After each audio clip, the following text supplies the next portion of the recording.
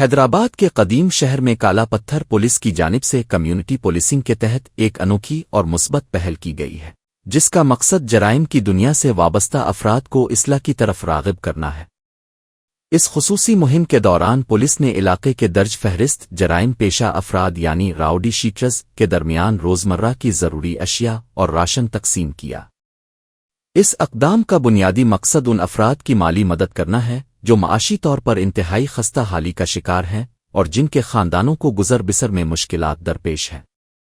Police حکام کا ماننا ہے کہ صرف سزا دینا ہی کافی نہیں بلکہ ہمدردی اور مدد کے ذریعے ان افراد کو معاشرے کا بہتر شہری بننے کی ترغیب دی جا سکتی ہے۔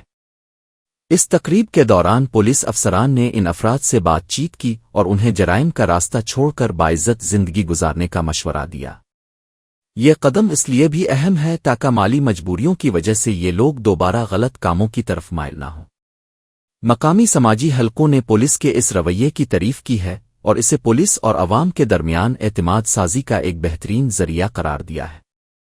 کالا پتھر پولیس کی اس کوشش سے یہ پیغام دینے کی کوشش کی گئی ہے کہ قانون نافذ کرنے والے ادارے نہ صرف نظم و ضبط برقرار رکھتے ہیں بلکہ ضرورت پڑنے پر مددگار کا کردار بھی ادا کرتے ہیں۔ اس اقدام سے کئی خاندانوں کو فوری ریلیف ملا ہے اور امید کی جا رہی ہے کہ یہ عمل سماجی تبدیلی کا باعث بنے گا۔